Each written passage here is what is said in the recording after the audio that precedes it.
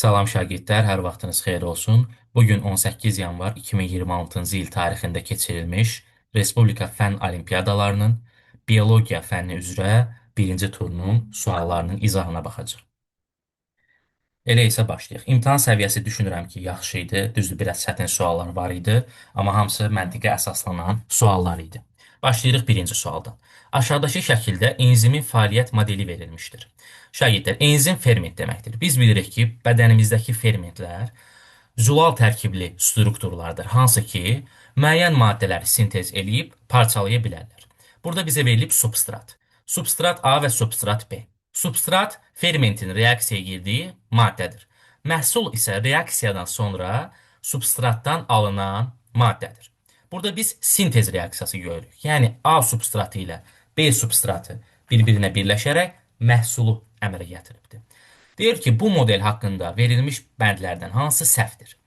Enzim və substrat arasında quruluş uyğunluğu vardır. Bu da enzimi reaksiyaya və ya substrata spesifik edir. Şagirdlər, bu variantımız doğru olacaqdır. Niyə?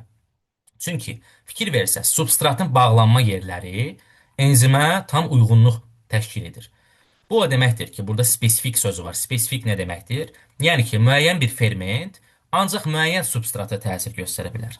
Məsəl üçün, lipaza fermenti lipidlərə təsir göstərə bilər, zülallara yox. Və yaxud da ki, tutaq ki, galaktaza fermenti desək, saxaraza desək, məsələn, saxaraza ancaq saxaroza karbohidratına təsir edə bilər. Tutaq ki, maltozaya təsir edə bilməz. Bu onun spesifikliyidir. Bizə isə yanlış bənd lazımdır. Buna görə bu variantı götürməyəcəyik. B-də deyir, enzim fəaliyyəti boyunca öz fəza quruluşunu dəyişmir. Şagirdlər, enzim fəaliyyəti boyunca öz fəza quruluşunu dəyişir. Bu bir qaydadır. Enzim substrata bağlanandan sonra hətta bağlanmaq üçün quruluşunu dəyişə bilər. Bu reaksiyanın gedişi zamanı quruluşun dəyişməsi reaksiyanı sürətləndirir. Elə fermentlərin əsas məqsədi də reaksiyanı sürətləndirməkdir. Ona görə B variantı burada yanlış cavabımız olacaqdır. Digər cavablara baxsaq, reaksiya bitdikdən sonra enzim dəyişikliyə uğramadan ayrılır. Bu da doğrudur. Şəkildə də bunu görə bilirik. Doğru variantdır. Şəkildə göstərilən reaksiya sintez reaksiyasıdır. Bunu da görürük. A və B maddələri birləşərək məhsulu əmələ gətirir. Doğrudur. Enzimlər ölçülərinə görə adətən öz substratlarından böyük olurlar. Bu da doğrudur şagirdlər. Elə şəkildə də bunu biz görə bilirik ki, enzim, yəni ferment substratından böyükdür. İlk sualda cavabımız olacaq B bəndi. Keçdik ikinci suala. Bitkilərdə qeyri-cinsi və cinsi çoxalmanı müqayisə etdiyimiz zaman görürük ki, onların hərəsinin özünə aid üstünlükləri vardır. Aşağıda verilmiş fikirlərdən hansı cinsi çoxalmanın qeyri-cinsi çoxalma üzərində üstünlüyü sayılmır? Şayda cinsi və qeyri-cinsi çoxalmanın bir-birindən fərqi nədir? Qeyri-cinsi çoxalma zamanı qamet əmələ gəlmir. Düzdür, qamet əmələ gəlmədiyinə görə müxtəliflik olmur. Müxtəlifliyin olmaması şagirdlər canlı üçün yaxşı bir şey deyil. Məsəl üçün, cinsi çoxalmada qametlər əmələ gəlir və qametlər əmələ gələndə orada genlər qarışır, rekombinasiya olur. Ata bitki ilə ana bitkinin genləri qarışır, tutaq ki. Erkəklə dişi bitki deyirlər buna. Və burada nə var? Rekombinasiya. Yəni genlərin dəyişilməsi və müxtəlifliyin əmələ gəlməsidir. Düzdürmü? Aha, əla. Şagirdlər, bu müxtəliflik bitkinin yararınadır. Çünki bitki nəsli nə qədər müxtəlif olsa, tutaq ki, 1000 dənə bitki var, bəzisi soyuğa dözümlüdür, bəzi istiyə, bəzisi xəstəliyə dözümlüdür, düzdürmü? Bu bitkilərin müxtəlif şəraitlərə dözümlülüyü çoxdur, əlverişsiz şəraitlərə. Ona görə burada A variantını doğru götürəcəyik. Nə deyir? Əlverişsiz şəraiti keçirmək üçün xüsusi uyğunlaşmalar var. Bəli. Nə qədər çox cinsi çoxalma olsa, o qədər çox nə var? Xüsusi uyğunlaşmalar var. Düzdür? Daha sonra burada B variantına baxası olsaq, B variantında nə deyir? Əmələ gələn nəsil valideynlərlə tamamilə eyni genetik xüsusiyyətlərə malik olmadığına görə, bəli, çünki qametlər və rekombinasiya olduğuna görə yeni şəraitə uyğunlaşma ehtimalı daha çoxdur. Yəni ki, nə qədər yeni xüsusiyyət, o qədər şəraitə uyğunlaşma. B variantı da burada doğru cavabdır. C-də deyir ki, əmələ gələn nəslin sağ qalma və yeni bitkiyə başlanğıc verə bilmə ehtimalının daha az olması. Şagirdlər, bu yanlışdır. Həmçinin bu üstünlük deyil. Nə deyir? Bizə üstünlük istəyir, düzdürmü? Amma C variantına verilən heç üstünlük deyil. Və əksinə mənfi cəhətdir. Ona görə də C variantı burada yanlış cavab olacaqdır. Biz də C-ni sayılmadığına görə götürəcəyik. D ilə Y-yə baxsaq, burada eyni şeyə gəlib çıxarır şagirdlər. uzaq ərazilərə yayılmaq üçün və ya rəqabətə dözmək üçün cinsi çoxalmadakı yeni əlamətlərə ehtiyac var. Buna görə burada C variantı cavabımız olacaqdır. Gəldi indi üçüncü suala. Heyvanlarda bədən örtüklərinin bir sıra xüsusiyyətləri verilmişdir. Hansı xüsusiyyət yalnız quru heyvanlarına xasdır? Şəkildə quru heyvanları su heyvanlarından fərqli olaraq birbaşa hava ilə təmas edirlər. Yəni su ilə yox. Və onların mübadiləsi əsasən dəri vasitəsilə yox, tənəffüs orqanları vasitəsilə baş verir. Təbii ki, dərinin şagirdlər su heyvanı üçündə, quru heyvan üçündə, havada yaşayan heyvan üçündə ortaq xüsusiyyətlər var. Parazitlərdən qorunma, mühitlə bədən arasındakı su-duz balansının tənzimlənməsi, qazlar mübadiləsinin həyata keçirilməsi, məsələn, bu heç quru canlısında yoxdur, su canlısına daha çox aid edilir. Mexaniki zədələrdən müdafiə, bu nədir? Bütün dərisi olan canlılara xasdır. Sırf quru canlılarına, quru heyvanlarına xas deyil. Sırf quru heyvanlarına xas olan buxarlanma ilə bədəndən su itkisinin qarşısının alınması. Bu nə deməkdir? Bədən quru mühitdə yaşayanda dərinin olması buxarlanma ilə su itkisinin qarşısını alır. Deyə bilərsiniz ki, ay müəllim, bəs biz tərləyirik, buxarlanma ilə su itiririk. Bəli, düzdür. Amma biz daha az su itiririk. Nəinki dərisi olmayan, örtüyü olmayan bir canlı, bədən örtüyü olmayan bir canlı. Biz bədən örtüyü sayəsində daha az su itiririk. Su itkisinin qarşısını alırıq. Deməli, burada cavabımız olacaq D bəndi. Keçik üçüncü suala. Dalğıc böcəkləri əsasən göl və kiçik su hövzələri kimi şirin sularda yaşayan, tam şəkildə su həyat tərzinə uyğunlaşmış həşəratlardır. Onlar aktiv yırtıcılardır və suda yaşayan xırda onurğasızlarla, sürfələrlə və digər kiçik canlılarla qidalanırlar. Nəfəs almaq üçün vaxtaşırı suyun səthinə qalxaraq, qanad örtüklərinin elitra adlanan bu qanad örtüklərinin altında hava toplayırlar və bu hava onları uzun müddət su altında qalmağa imkan verir. Axıcı bədən quruluşu və üzməyə uyğunlaşmış güclü arxa ayaqları sayəsində suda sürətlə hərəkət edir və ovlarını asanlıqla tuturlar. Və sair və ilaxır. Deyir ki, dalğıc böcəklərin həyat tərzi suya dalmağa, suda qidalanmağa və üzməyə uyğunlaşıb. Dalğıc böcəyi, yəni suyun içinə dalan böcəklərə və orada qidalanan böcəklərə deyirik. İndi bizə ayaq tiplərini verib şagirdlər və ayaq tiplərindən hansının dalğıc böcəyə uyğun gəldiyini seçməmizi istəyir. Şagirdlər, burada doğru cavabımız olacaq A bəndi. Bu morfoloji biliklərə əsaslanan bir sualdır. A-da burada ayağın quruluşuna baxanda, aşağı hissəsinə baxanda biz burada dalğıc balığına uyğun ayaq quruluşunu görə bilərik. Xüsusilə nə? Döş ayaqları. Digər canlıların da ayaqlarının nəyə, hansı fəsilələrə, hansı tutaq ki deyək, mühitdə yaşamağa uyğunlaşdığını araşdıra bilərsiniz. Amma burada A nəyə aid olacaq? Dalğıc böcəklərinə. Doğru cavab olacaq A bəndi.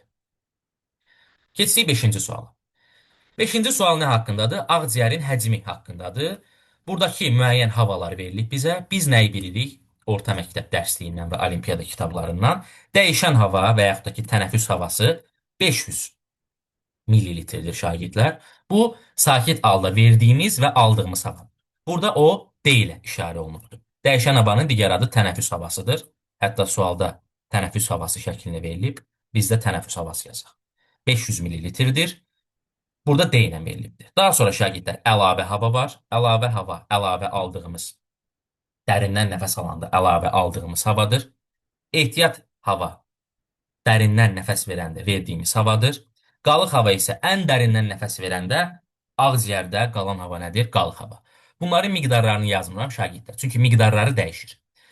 Burada bizə nə istəyir? Tənəffüs havasını istəyir. Tənəffüs havasını şagirdlər burada D ilə görə bilərik. Nə ilə? D ilə. Görürsünüz, nəfəs alıb verdikcə bu havanın artıb azalması baş verir. Dəyişən hava və ya tənəffüs havası. İndi bizə deyir ki, verilmiş bəndlərdən hansı tənəffüs havasının həcminə uyğun deyil? Burada D-ni dedik şagirdlər, tənəffüs havasıdır. Ona görə bu variantı zaten bəri başdan çıxırıq. D variantını götürmürük. Qələmi şagirdlər qırmızıya dəyişin bir dəqiqə, daha aydın görünsün. Bu variantı götürmürük. Daha sonra nəyə baxırıq? Tənəffüs havasının həcminə uyğun deyil deyir. Məsəl üçün F-A. F-dən A-nı çıxanda hansı hissə qalır arada? Bu hissə qalır, düzdür? Bu hissədə yenə nəyə uyğun gəlir? Dəyişən havaya uyğun gəlir, düzdürmü? Ona görə bu variantda dəyişən havaya, yəni tənəffüs havasına uyğundur. E çıxılsın, A üstə gəl C. Y-yə baxırıq şagirdlər, ümumi havanı göstərir. C buradır, A isə buradır. Arada qalan yenə nə oldu? Bu hissə Fikir verin, dəyişən hava. Ona görə bu havada dəyişən havadır. Burada qalırıq C və Y bəndi arasında. Şəhidlər, burada doğru cavab C-dir. Çünki F-dən C-ni çıxanda biz dəyişən havanı ala bilmirik.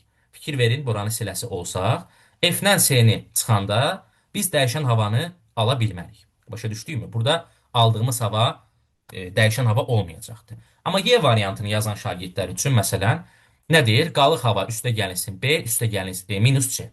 Qalıq hava buradır şagirdlər. Bax bu hissə burada verilməyibdir. Bu qalıq havadır. Nə deyir bizə? B minus C. Bu nədir şagirdlər? Bu hissədə B-nin dəyişən hava. Düzdür? Gəlin burada bir x deyək biz. Hansı hissəyə? Bu aşağı hissəyə də bir x deyək. Bax, narıncı hissəyə x deyək. Burada x deyək. Düzdürmü? C-nin aşağı hissəsində nə deyək? Qalıq hava. Bu hissədə nədir? Qalıq hava. Deməli, bizə nə deyir? Qalıq hava üstə gəlinsin B minus C. Yazırıq. Qalıq hava üstə gəlinsin nə? B. B nədir? Dəyişən hava üstə gəlinsin x. Düzdür? Dəyişən hava üstə gəl x. Və nə verib? Minus C. C nədir? X üstə gəl qalıq hava. Onda nə yazacaq? Minus x minus qalıq hava. Düzdür? C-ni çıxdıq. Və burada qalıq havalar ixtisar getdi, x-lər ixtisar getdi və yerdə qaldı nə? Dəyişən hava. Deməli, dəyişən hava və ya tənəffüs havası nədir? Burada G variantında verilibdir. Doğru cavab olacaq burada C bəndi şagirdlər. Yəni C bəndi tənəffüs havasının həcminə, dəyişən havanın həcminə uyğun gəlmir. Keçsək 6-cı sualımıza. Bəzi onurğalı siniflərinin aşağıdakı şəkildə ağciyərləri verilibdir şagirdlər. Hansı orqanizmdə mühitlə qazlar mübadiləsinin əhəmiyyətli bir hissəsi başqa bir orqanla həyata keçirilir? Burada şagirdlər D ilə verilən nədir? Məməliyə aid ağciyərdir. İnsanın fiziologiyasını biz bunu öyrənmişik, məməli ağciyəri. C-də verilən quş ağciyəridir şagirdlər. Məməli və quş ağciyərləri ancaq həmin siniflərə aid tənəffüs orqanlarıdır. Yəni qaz mübadiləsini məməlidə və quşda başqa strukturlar tənzimləmir. Deyə bilərsiniz ki, bəs müəllim, quşda hava kisəsi var, onu götürmürükmü? Xeyr. Çünki hava kisəsi havanı depolamaq üçündür. Havanı nə etmək üçün deyil? Mübadilə eləmək üçün deyil. Qaz mübadiləsi ancaq olur ağciyərdə. B-də verilən şagirdlər sürünənin ağciyəridir. Sürünəndə də eyni ilə ağciyərdə mübadilə gedir. Qalan hissədə getmir. A-da verilən isə şagirdlər nədir? Qurbağa, yəni amfibi ağciyəridir. Qurbağanın biz bilirik ki, ağciyərindən əlavə dərisi ilə də suda qaz mübadiləsi ilə məşğul olur. Hətta əhəmiyyətli bir hissəsi dərgi ilə baş verir. Buna görə də başqa bir orqanla dediyinə görə biz burada qurbağanın ağciyərini götürəcəyik D bəndi olaraq. Keçsək 7-ci suala. Su çoxsaylı molekulları həll edə bilir. Bioloji mühitlərin əksəriyyəti demək olar ki, su məhluludur.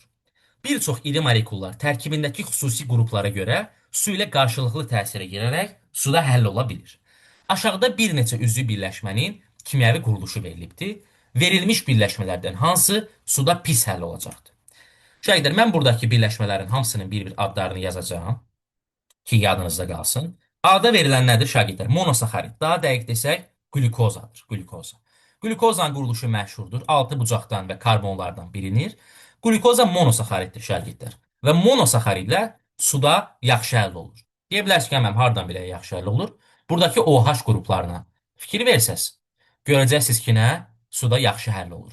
OH qrupları yüklü qruplar olduğuna görə, yüklü deməyək, polyar qruplar olduğuna görə, yəni qütblü qruplar olduğuna görə suda yaxşı həll olur. D variantında verilən nədir? Amin turşusudur şagirdlər. Amin turşusunda da biz amin və karboksil qruplarını görə bilərik. Fikir verin. Amin və karboksil. Bu qruplarda suda həll olmanı asanlaşdırır. D variantında şagirdlər nə görürük? Disaxarid. 2 dənə monosaxaridin birləşməsini. Disaxaridlərdə şagirdlər suda yaxşı həll olurlar. Monosaxaridlər qədər olmasa da suda yaxşı həll olurlar. Yenə bu OH qruplarına görə. Y-də verilən şagirdlər spirtdir. Nədir? Spirt. Bunu da OH qruplarından bilirik ki, yaxşı həll olur. Burada həll olmayan C-də verilən quruluşdur şagirdlər. C-də verilən quruluş nədir? Xolesterol. Xolesteroldur. Hətta xolesterolun törəmələri olan cinsiyyət hormonlarını da biz burada deyə bilərik. Düzdürmü? Cinsiyyət hormonları şagirdlər və ya xolesterol törəmələri suda həll olmurlar. Bunu bəs hardan bilə bilərik? Bunu oradan bilirik ki, burada şagirdlər əsas üstünlük karbon və hidrogenə verilibdir digər molekullara baxanda və burada 3 ədəd 6 bucaqlı və 1 ədəd 5 bucaqlı halqalar görürük. Bu halqalar onu göstərir ki, şagirdlər dalbadal birləşməsi bir-birinə suda həll olmayan bir steroid quruluşuna malikdir. Yəni nə quruluşuna malikdir? C-dəki steroid. Ona görə burada C cavabı nə olacaqdır? Suda həll olmayan, suda pis həll olan hidrofob maddə olacaqdır. C variantı. Keçsək 8-ci suala. İnsan orqanizmi vahid hüceyrədən, yəni ziqotdan inkişaf etdiyi halda müxtəlif quruluşlu hüceyrələrə malikdir. Bu hüceyrələr funksiyalarına görə bir-birlərindən fərqlənirlər. Bu hüceyrələrlə bağlı verilmiş ifadələrdən hansılar yanlışdır?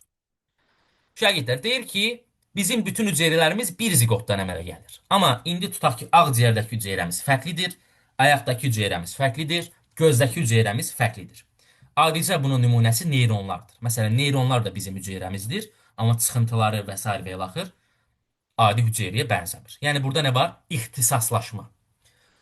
Bu hüceyrələr orqanizmin inkişafı zamanı hüceyrə ixtisaslaşması nəticəsində əmələ gəlir. Bəli, bəzi hüceyrələr qan damar sistemi üçün ixtisaslaşır, bəziləri analizator üçün ixtisaslaşır, bəziləri əzələ hüceyrəsi kimi ixtisaslaşır. Bunu doğru olaraq götürürük. Sağlam bir orqanizmin hüceyrələrinin hər birinin cinsi hüceyrələr istisna olmaqla inkişaflarının əvvəlində 46 xromosom olur. Bu da doğrudur şagirdlər. Çünki hamısı ziqotdan inkişaf edir, ortaq əcdaddan gəlir və bizim insanın xromosom dəsti 2 bərabərdir 46. Bu da doğrudur. Eyni orqanizmin müxtəlif funksiya yerinə yetirən hüceyrələrinin zülal tərkibi eynidir. Bu yanlış olacaq şagirdlər. Çünki bizim hüceyrələrimiz ixtisaslaşıb. Necə ola bilər ki, neyron hüceyrəsindən, göz hüceyrəsindəki, məsələn, tutaq ki, gözün billurundakı hüceyrə və yaxud da ki, damarın divarındakı hüceyrə eyni zulalları ekspresiya etsin. Əgər hamısında eyni zulal olsaydı, bu zaman nə olmayacaqdı? İxtisaslaşma olmayacaqdı. Ona görə 3-ü də götürmürük. Yəni 3 burada yanlış cavab olacaqdı. Hüceyrə ixtisaslaşması zamanı bəzi hüceyrələr yeni quruluş və hissələr qazandığı halda digər hüceyrələr hər hansı bir quruluş və ya hissəsini itirə bilər. Bu variantda şagirdlər doğru variantdır. Çünki məsəl üçün eritrositlər inkişafı zamanı nə itirir? Nüvələrini itirir. Düzdür? Məsələn, amma neyronlar çıxıntılar qazanır. Dendritlər, aksonlar. Bu doğru variantdır. 5-də də deyir ki, hüceyrə ixtisaslaşması yalnız heyvanda baş verə bilər. Bu da yanlışdır şagirdlər. Bitkidə də biz hüceyrə ixtisaslaşmasını görürük. Məsəl üçün floema boruları, ksilema boruları, parenxim toxuma, sklerenxim toxuma, kalenxim toxuma. Bunlar hamısı bitkidə də var ixtisaslaşma olaraq. Buna görə burada 3 və 5 yanlış olacaq. Bizdən də yanlış istəyir. Cavabımız 3 və 5. B bəndi. Cavabımız olacaqdır. Keçsək 9-cu suala. Bitki köklərində mineralların sorulma mexanizmi verilmişdir. Sxemi yaxşıca analiz edin. Şagirdlər, burada qısaca hansı proses baş verir? Məhluldur, torpaqdır və əmici teldir. Burada əmici teldən hidrogen fikir verin, ifraz olunur. Bu hidrogen turşudur axı. Buradakı qələvi iyonları neynir? Sorulmasını asanlaşdırır. Yəni hüceyrə bir növ məhlulu turşulaşdıraraq bu əsasi iyonların, metal iyonlarının sorulmasını asanlaşdırır. Bizə deyir ki, hansılar düzgündür? Kök tənəffüsü torpaq mühitində H müsbət iyonları buraxıldığı üçün torpağın turşuluğu azalır. Şagirdlər, H müsbət iyonu turşu iyondur. Yadınızda saxlayın. H müsbət turşu, OH mənfi isə qələvidir. H müsbət mühitdə artırsa nə artır? Turşuluq.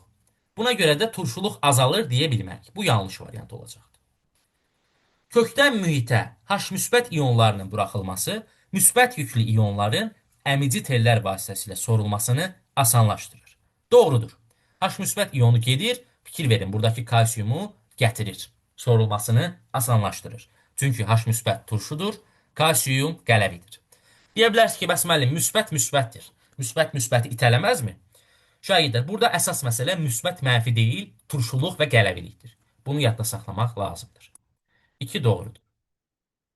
Nitrat kimi mənfi yüklü iyonlar torpağın bərk hissəciklərini səthinə yapışmış halda yox, məhlulda həll olmuş halda olur. Bu doğrudur şagirdlər. Mənfi yüklü iyonlar yadınıza saxlayın, həmişə məhlulda olur. Çünki torpağa yapışmırlar. Burada cavabımız çıxdı 2-3. 4 variantına da baxaq səhv yazan şagirdlər üçün. Həddən çox suvarılma torpaqda müsbət yüklü iyonların miqdarını azaldar, mənfi yüklünün miqdarını artırır. Bu variant yanlışdır.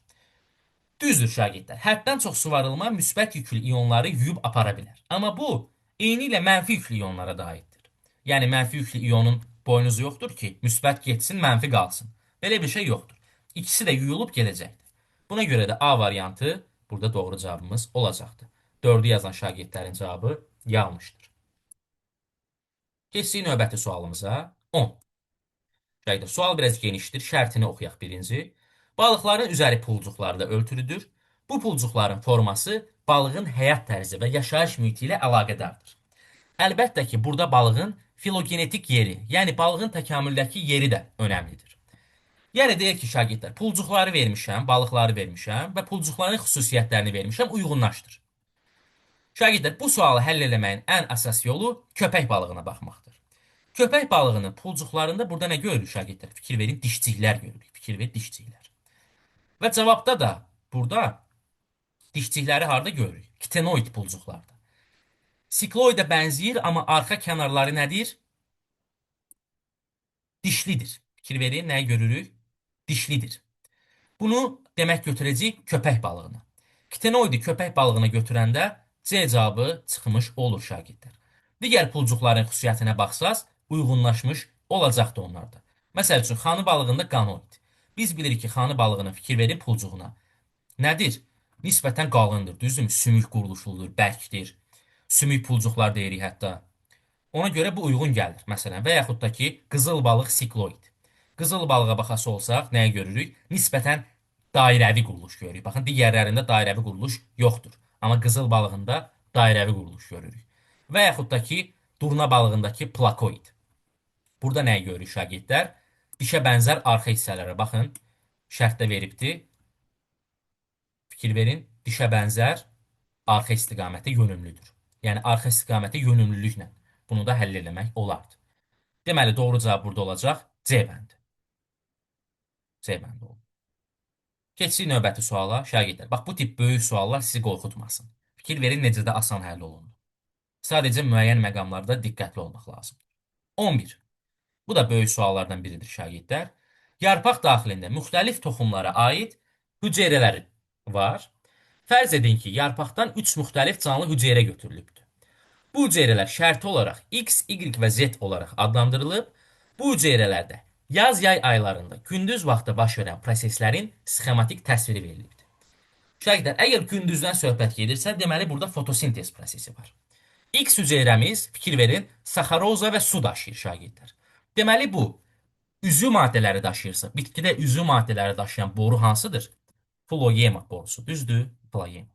Deməli, X nədir? Floema. Y karbon qazını alır və oksigen verir. Deməli, hansı prosesi yerinə yetirir? Fotosintez prosesi. Düzdür? Və fotosintez prosesini hansı hüceyrələr edir yarpaqda? Parenxim hüceyrələri. Xüsusilə süngərvari və sütunvari parenxim. Bizim sualda sütunvaridir. Ona görə mən də sütunvari yazıram. Amma nəzərinizdə qalsın ki, ağızcıq və süngərvari parenximdə nə edə bilər? Fotosintez edə bilər. Z hüceyrəmiz isə tənəffüs edir. Təbii ki, bütün hüceyrələr, bitki hüceyrələri, canlılar tənəffüs edir. Amma burada spesifik olaraq varianta baxanda biz epidermis, yəni dərici hüceyrəsini görürük şagirdlər. Dərici hüceyrəsi tənəffüs etmiş olur. Deməli, burada X floema, Y sütunvari parenxim, Z isə epidermis oldu. Yəni, cavabımız B bəndi oldu. Amma burada qrafik qaldı, qrafikə heç baxmadıq. Gəlin qrafikə də baxaq. Qrafik nəyi göstərir? Bu hüceyrələrdən hansına işığın çox düşdüyünü göstərir. Məsəl üçün, Z-ə dedik epidermis. Epidermis yarpağın səthində yerləşdiyinə görə, təbii ki, ora işıq çox düşəcəkdir. Məsəl üçün, biraz aşağıda olan Y, yəni parenxim, sütunvari parenximə işıq orta miqdarda düşəcəkdir. X-lə verilən floeması bitkinin daxilində borucuq şəklində yerləşdiyinə görə ən az işıq ona düşəcəkdir. Qrafikdə bunu göstərir şagirdlər. Yəni, çətin bir şey yoxdur. 12. Çarpaz tozlanma ilə əlaqədar bəzi xüsusiyyətlər verilmişdir. Bu xüsusiyyətlərdən hansı və ya hansıları sırf küləklə tozlanmaya aiddir? Şagirdlər, biz küləklə tozlanmanın uyğunlaşmalarını bilirik. Tozcuqlar yüngül və çoxsaylı olur ki, küləklə rahat uça bilsin və erkəkcik sapı uzun olur ki, külək onu çiçəyin içindən apara bilsin. Burada doğru cavabımız B bəndi olacaq. Yanlış cavablara baxası olsaq, fərqli zamanlarda yetişməsi və ya səthinin girintili çıxıntılı olması, bunlar sırf küləklə tozlanmaya aid olan müddəalar deyil. Məsəl üçün, girintili çıxıntılı olması bu həşəratla tozlanmaya aiddir. Və yaxud da ki, çiçək yanlığının yaxşı inkişaf etməsi həşəratla, nektarlıq olması həşəratla, bunlara aiddir. 1 ilə 6-ya biz küləklə tozlanmada rast gələ bilərik. Amma bu sualda götürmədik. Niyə? Çünki bizə deyir ki, sırf küləklə tozlanmaya aid olsun. Amma 1 mülahizəsi, 6 mülahizəsi bunlar həm həşəratla, həm də küləklə tozlanmaya aiddir şagirdlər. Çünki həşəratla tozlanan bitkilərdə də hündürdə yerləşir, dişicik və yaxud da ki, fərqli zamanlarda yetişir. Buna görə də burada ən doğru cavabımız 3-7 B bəndi olacaq. 13. Çiçəyin quruluşuna baxdığımız zaman dişicikdən daha geniş məna kəsb edən terminə rast gəlinir. Bu termin gineseydir. Ginesey çiçəyin dişi çoxalma orqanlarının cəmidir. Gineseydə bəzən bir dişicikdən, bəzən birləşməmiş bir neçə dişicikdən, bəzən isə birləşmiş bir neçə dişicikdən ibarət olur. Bu cür ginesey tiplərinin sxemi verilibdir. Nə verib? Tək birləşməmiş sadə ginesey, bir neçə birləşməmiş sadə ginesey. Yəni şagirdlər, birləşməmiş olsa dişiciklər, bu sadədir. Yox, əgər dişiciklər birləşibsə, bu mürəkkəb genisey adlanır. Məsəl üçün, bir neçə ağızcığı olan birləşmiş dişiciklərdən ibarət mürəkkəb genisey. Və yaxud da ki, ortaq bir ağızcığı olan yenə mürəkkəb genisey. Burada nəyi götürürük şagirdlər? Nə deyir? Bitki meyvəsinin quruluşuna görə bitkidə gineseyin formasını müəyyən etmək olar. Aşağıda bir neçə bitki adları verilmişdir. Deyir ki, hansı sadə gineseydir. Şagirdlər, bu nəzəri bilgidir. Burada doğru cavab olacaq çiyələk və lobiya. Çiyələkdə bir neçə birləşməmiş dişicik var. Bu çiyələkdir. Lobiyada isə tək birləşməmiş dişicik var. Bunlar yenə deyirəm şagirdlər, nəzəri bilgilərdir və Campbell kitabında bu bilgilər verilibdir. Dərindən oxumaq istəyirsinizsə, hansı bitki, hansı quruluşa uyğundur, oradan baxa bilərsiniz. Yerdə qalan pomidordur, portağaldır, almadır. Bunlar isə mürəkkəb gineseyə aiddir şagirdlər. Yəni burada 1-2 cavabı sadə ginesey olacaqdır. Yəni çiyələyin meyvəsinin yığma olması, lobyanın çox toxumlu olması, bunlar ginesey ilə əlaqəli deyil şagirdlər. Bunlar hər ikisi sadə gineseydir. Başa düşdük? B. Doğru cavab oldu C bəndi. Keçsək 14-cü suala. Şagirdlər, bu da geniş sualdır, amma asan sualdır. Nə deyir? Torpaqdan alınan bəzi elementlər bitki orqanizmin həyat fəaliyyətini davam etdirmək üçün əhəmiyyətlidir. Bu elementlərdən ən vacib olanı azot və fosfordur və onların hansının daha vacib olduğunu öyrənmək üçün təcrübə ediblər. Bir bitkiyə gübrə verməyiblər. Bir bitkiyə azot veriblər. Bir bitkiyə fosfor veriblər. Bir bitkiyə də həm azot, həm fosfor veriblər. İndi qrafiklə də onların inkişafı göstərilibdir. Y oxu ilə nə göstərilir? Canlı biotitlərin inkişafı, X oxu ilə isə zaman. Burada baxası olsaq şagirdlər, ən çox inkişaf edən 1-dir. Təbii ki, bu həm azot, həm fosforu alan bitkimiz olacaqdır. Çünki qidalanıb. Həm azotla, həm fosforla qidalanıb, yaxşı inkişaf edib. 4 bitkimiz isə ən az inkişaf edəndir. Buna da biz heç nə verməmişik. Bu kontroldur. Buna heç nə verməmişik. Qaldıq 2 ilə 3 arasında. İndi azot mu daha lazımlıdır bitkiyə, yoxsa fosfor mu? Şagirdlər, burada doğru cavab 2-yə azot, 3-ə fosfor olacaq. Niyə? Çünki orta məktəbdən bilirik ki, azot gübrəsi əsasən bitkinin vegetativ hissələrinin, yəni yarpağıdır, köküdür, gövdəsidir. Bunların inkişafını təmin edir. Amma fosfor gübrəsi isə şagirdlər əsasən çiçəklənməni təmin edir. Yəni generativ orqanın inkişafını. Burada isə bizdə qrafikdə biokütlə göstərib. Yəni yaşıl hissənin inkişafı. Deməli, azot daha lazımlıdır burada, yoxsa fosfor? Təbii ki, azot gübrəsi lazımlıdır. Ona görə olacaq 2 azot, 3 fosfor. Deməli, 1 azot fosfor, 2 azot, 3 fosfor, 4-ə isə kontrol yazırıq.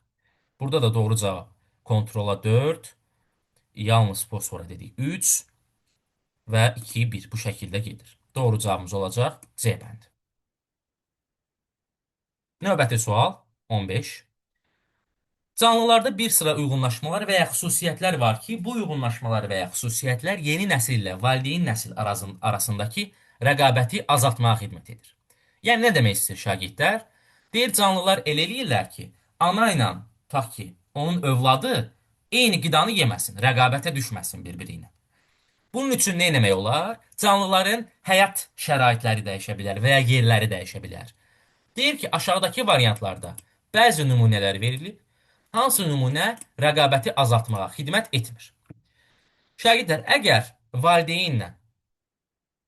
valideyn fərdlə onun əmələ gətirdiyi, dırnaq arası desək, övlad fərd fərqli mühitlərdə, fərqli şəraitlərdə yaşayırsa, bu rəqabəti azaldır. Məsəl üçün, bitkilər toxumlarını uzağa daşıyırlar ki, öz toxumları ilə torpaqdakı qida uğrunda rəqabətə girməsinlər. Və yaxud da ki, çömçəquyruq qurbağa ilə rəqabətə girməmək üçün inkişafının böyük hissəsini suda keçirir. Və yaxud da ki, kəpənək tırtılla fərqli qidaya sahibdir. Tırtıl yarpaq yeyir, kəpənək tozlandırır. Və beləcə rəqabəti aradan götürürük. Ana ilə bala arasında rəqabəti biz götürdük. Köçəri quşlar, məsəl üçün, balalarını uzaq ərazidə böyüdürlər. Eyni qidanı yeyə bilməsinlər deyə. Fərqli qidalansınlar deyə. Rəqabət olmasın deyə. Amma vegetativ çoxalma nəticəsində yeni fərdlərin yaxında əmələ gəlməsi bu artıq rəqabəti artırır. Əgər bir bitki digərinin yanındadırsa, burada birbaşa rəqabət artır şagirdlər. Buna görə də burada C variantı rəqabəti azaltmağa xidmət etmir. Cavabımız C bəndi. 16-cı sual. Aşağıdakı qrafikdə bir insanın qan-damar sistemində damarlar boyunca baş verən dəyişikliklər verilib. Bunlar nədir şagirdlər? Bunları dərsimizdə keçmişdik. Birinci verilən qanın hərəkət sürətidir. Ən çox arteriyadadır. Ondan sonra venada, ən az isə kapilyarda. Çünki kapilyarda mübadilə baş verir. İkinci verilən təzyiqdir. Arterial təzyiq, kapilyardakı təzyiq və venadakı təzyiq. Get-gedə azalır. Buradakı yuxarı-aşağı getmələr nədir bəs şagirdlər? Məsəl üçün, təzyiqi ölçəndə ömrünüzdə ən azı bir dəfə təzyiq ölçdürübsünüzsə, 120-nin 80-ə, 110-un 70-ə belə terminlər yəqin ki eşidibsiz. Bunlar sistolik və diastolik təzyiqlərdir şagirdlər. Yəni bunlar normaldır. Adi insanda da bu təzyiqlər ola bilər. Sistolik və diastolik. Bunun səbəbi şagirdlər mədəciyin yığılması və boşalmasıdır. Üçüncü verilən isə damarın mənfəzidir. Fikir versək, damarın mənfəzi ən çox kapilyarda çoxdur. Çünki damarın mənfəzi, məsəl üçün, aortanın mənfəzi bu qədər ola bilər. Kapilyarın mənfəzi balaca ola bilər. Amma burada bütün damarların cəmidir. Milyonlarla kapilyar olduğuna görə bu kapilyarlar üst-üstə yığılanda mənfəzi arteriyadan geniş olur. Bunu başa düşdüksə cavabı deyək. Deyir ki, yanlış bəndi seç. Burada yanlış bənd B bəndi olacaq şagirdlər. Çünki deyir ki, ürək ritmində problem olan insana aiddir. Çünki təzyiqdə dalğalanmalar var. Amma mən sizə dedim, bu dalğalanmalar normaldır. Sistolik və diastolik təzyiqə uyğun gəlir. 120-nin 80-ə, 110-un 70-ə bunlar normaldır. B variantı burada yanlış cavab olacaq. Digər cavabları da qrafik üzərində izah etdim. Hamısı doğrudur şagirdlər. B cavabı bir də burada yanlışdır. Keçsək növbəti sualımıza. 17. Qida şəbəkəsi verilib şagirdlər. Bu şəbəkədə canlılar nömrələnib. Bu ox nə deməkdir şagirdlər? Ox deməkdir ki, tutaq ki, 1-dən 4-ə ox gedirsə, 4 1-i yeyir. Və 2-dən 4-ə ox gedirsə, 4 2-ni yeyir. 8 4-ü yeyir bu şəkildə. Bizə deyir ki, hansı canlının yox olması ilkin olaraq bəzi produsentlərin artmasına, bəzilərinin isə azalmasına səbəb olacaqdır. Produsent nədir şagirdlər? Fotosintez edən canlı. Yəni ən aşağıda olan canlılar. 1, 2 və 3. Burada şagirdlər 9, 10 və 11-i götürmək mənasızdır. Çünki bunlar zaten eyni zəncirdədir. Bunların yox olması eyni şəkildə təsir edəcək. Burada doğru cavabımız şagirdlər 8-in məhv olmasıdır. Niyə? Əgər 8 olmasa, 8-in yediyi 4-ün, 5-in və 6-nın sayı artacaq. 4, 5, 6 artdığına görə 1 və 2-ni bunlar daha çox yeyəcəklər və 1 və 2 produsentləri azalacaq. 11 canlısı 8-in qidalandığına görə, 8 də yox olduğuna görə sayı azalacaq. Dolayısıyla 9 ilə 10 canlısı sayı artacaq. 9 ilə 10 canlısının sayı artdığına görə onlar 7 ilə qidalanıb 7-ni azaldacaq və 7-nin qidalandığı 3-ün miqdarı artacaq. Deməli burada 3 produsenti artdı, 1-2 produsentləri azaldı. Deməli burada cavabımız 8-in məhv olmasıdır. Cavab B bəndi. Digərlərinin məhv olması bu tipdə dəyişikliklər yaratmır şagirdlər. Hamısını bir-bir mənim yuxarı-aşağı metodumdan yazıb yoxlaya bilərsiniz. Məsələn, 3-ü yoxlasaq, 3 yox olsa tutaq ki, bu zaman 7 miqdarı azalır. Tutaq ki, 7 azalsa 9 ilə 10-un miqdarı azalır. 11-in tutaq ki, miqdarı azalır. 11 azalırsa 8-in miqdarı artır. 8-in miqdarı artırsa 4, 5, 6-nın miqdarı azalır və bunların hər ikisinin də miqdarı artır. Yəni burada həm artma, həm azalma biz görmədik. Amma 8-in məhv olmasında artma azalmanı biz gördük. Aha. 18-ci suala gəldik şagirdlər. Ekoloji piramida verilib şagirdlər. Bu piramida ilə əlaqədar yürüdülən hansı mülahizələr yanlışdır? Bu piramida quru ekosisteminə aiddirsə, say piramidasına uyğundur.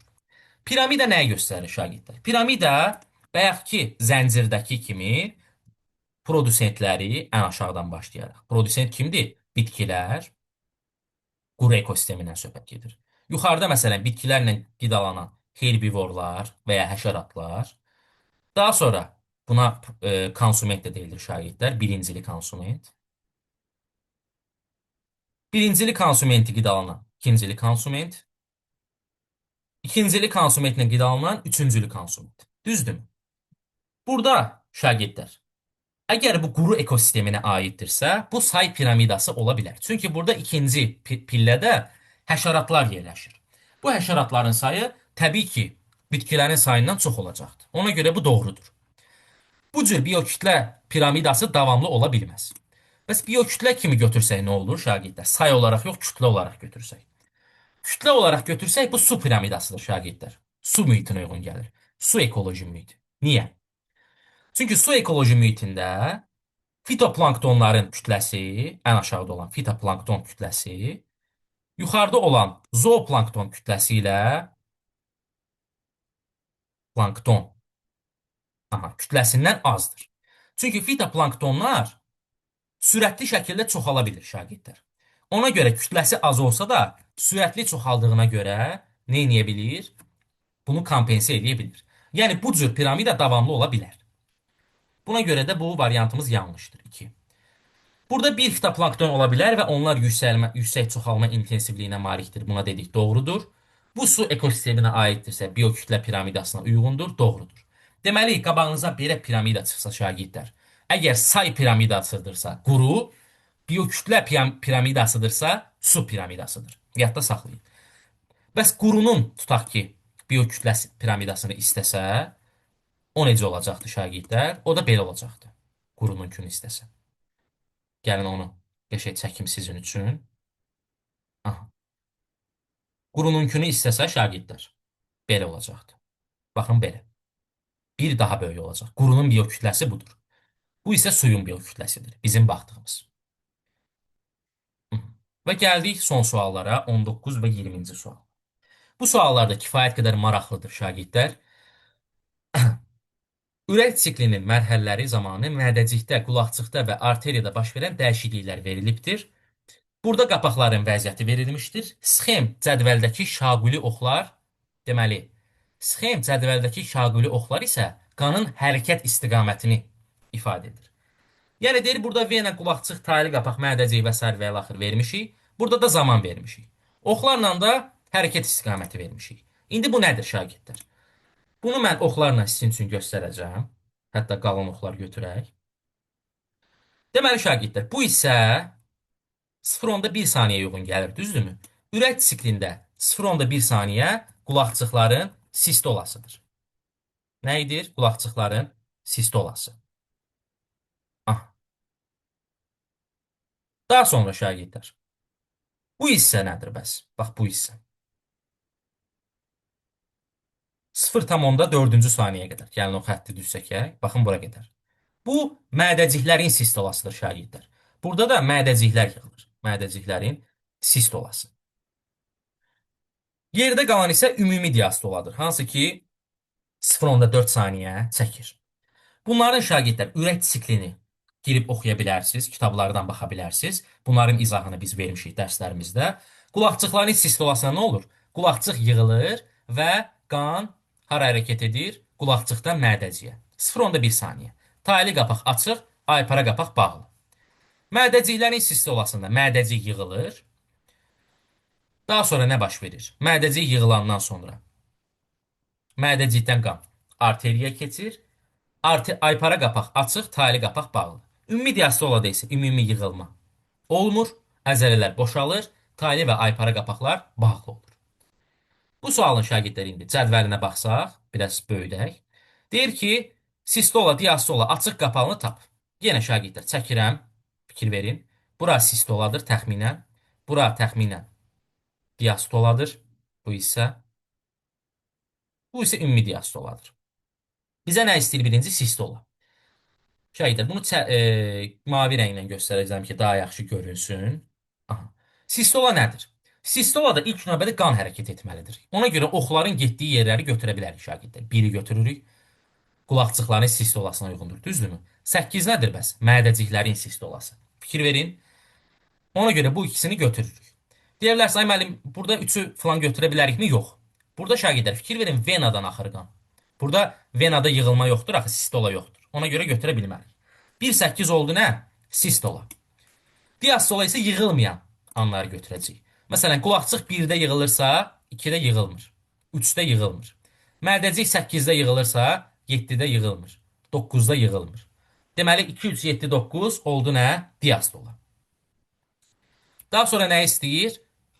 Açıq və qapalı qapaqları. Dedik, taylı qapaq nə vaxt açıq olur?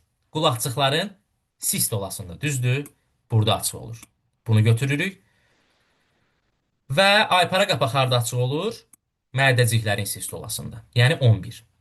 Şagirdlər, burada altını da götürüblər. Niyə altını götürmüşük? Çünki ümumi diastolanın axırına yaxın taylı qapaq açılır. Bunu mən dərsdə şagirdlərə demişəm. Ona görə 4, 6, 11 burada açıq olacaqdır. Qapalı olanlar da asandır.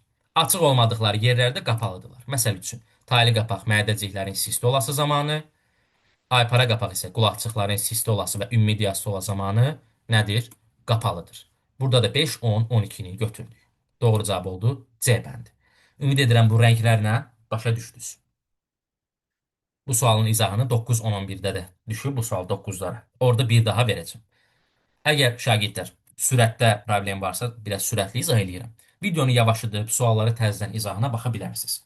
Məsləhətim olar ki, bu suala baxanda yandan bir ürək sikli şəklində açın ki, daha yaxşı aydın olsun sizə.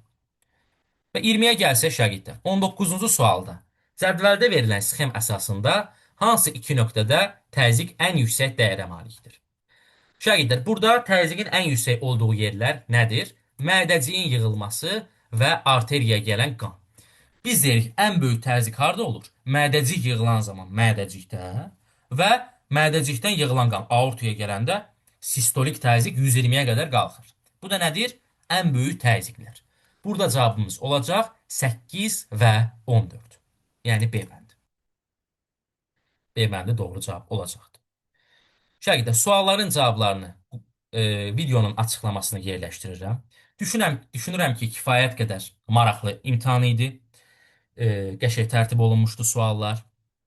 Ümid edirəm ki, izah sizə faydalı oldu. Nəsə öyrəndiniz. Növbəti tur üçün bəlkə də həvəsləndiniz. İnşallah hamı üçün xeyirlisi olsun, nəticələr yaxşı olsun. Keçid balı barədə dəqiq məlumat yoxdur şagirdlər. İnşallah cavablar çıxsın. Keçid balı da bir necədir. Təxminən keçid balı 40-50 arasında olacaq deyə düşünürəm. Belə. Hər hansı bir səhvimiz olduysa, qüsurumuz olduysa bağışlayın. Çox sağ olun dinlədiyiniz üçün. Hələlik.